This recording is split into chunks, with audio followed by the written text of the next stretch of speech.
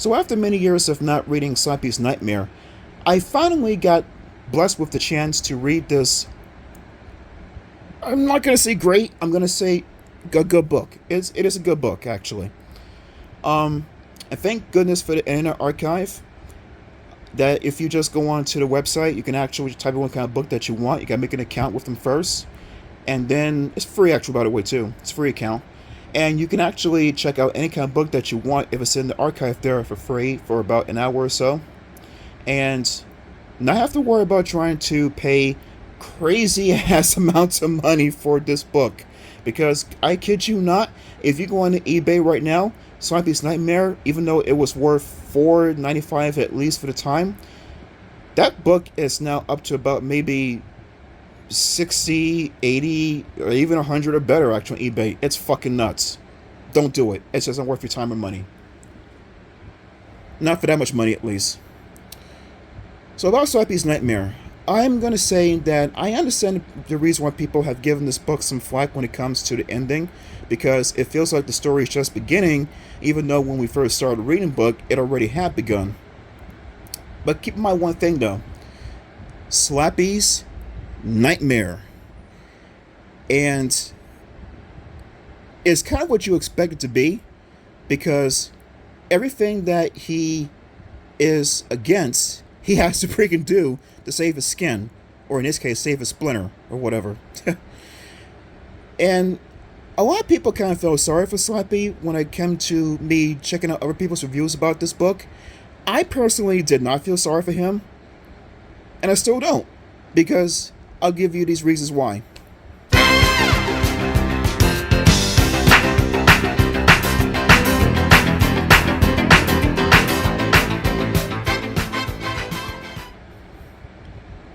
Now, whether or not these books are canon to this one here, and whether or not they take place before or even after this certain story, it doesn't matter. Because if you're going to kill off a character, kill him off and never, ever look back. So, yeah, Slappy is pretty much a character that is not really that hard to get rid of if you just know where to get him at, though. If you check out Night Living Dummy 2, you know exactly what I mean. Go, Amy, go, Amy, go. So yeah, the thing about this book is that it really has some good atmosphere with the character that we're supposed to really hate, and now we're in the perspective of how he has to actually do good in order for him to be saved.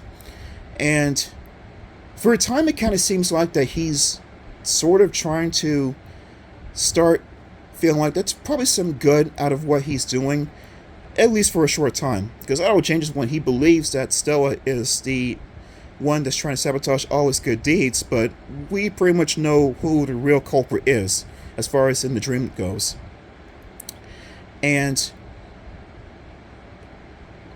never before have I actually saw a character pretty much be very desperate enough to do whatever he can to save himself and stuff, because he's usually very sarcastic and badass and stuff like that, and not giving a shit about who he hurts.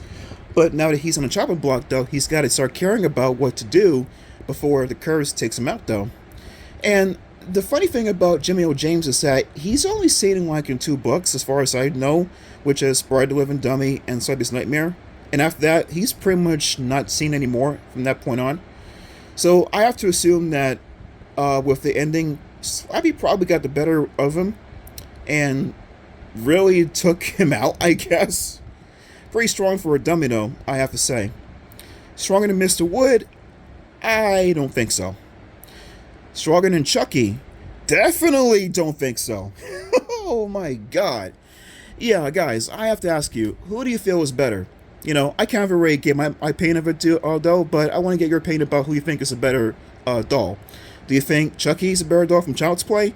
Or do you think Slappy from Goosebumps is a better doll? Let me know in the comments down below about that.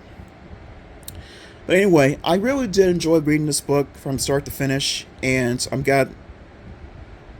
I really had some kind of goosebumps for a bit when I started to read the book with Slappy and stuff as he's going through all the things here. But the one of the things that kind of got me very upset was when you had a girl in a wheelchair and she's already bad off as it is, just being in a wheelchair. And then when she actually gets hurt later on in the book, though, it's like ugh, they don't hold anything back when it comes to the characters here getting hurt and stuff. Shit.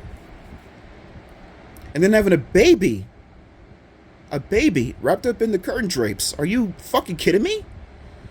Yeah, this book, this book went full on horror when it comes to, the targets that you least expect to be targets in a book like this. Jeez, man. Ugh. But the whole mystery about who's behind the, wrecking of Slappy's good deeds and stuff is, it kind of makes you want to keep on reading, because you kind of think at some point that Stella was the one behind everything, though. But no, it was actually Wally that was behind everything, honestly. And the curse and stuff itself, it just seems to be just a, I don't even know really if he was actually cursed by Jimmy O. James. Maybe it's just something to just make him believe that he actually was cursed, for him to actually stop being a prick and start doing good deeds, though. I'm not really sure. But as it turns out, I guess the curse really was a real thing. And he had to either do 3 good deeds in a time or be gone.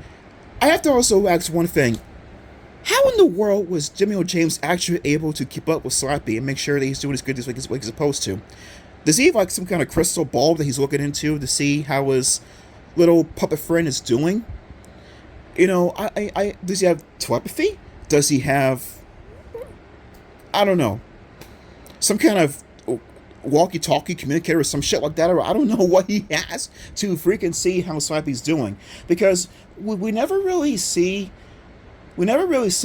how he's keeping up with Slappy and stuff, or some kind of gauge or something to see, is he done good deed number 1 at least, good deed number 2, good deed number 3, if he gets to number 3, ding, ding, ding, ding, ding, ding, ding, ding, ding, your life is spared, Slappy.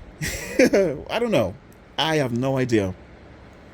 It's not explained, but when it comes to Goosebumps, sometimes there's no reason to get an explanation, because you're probably not going to really get it. Not the way you want anyway, though.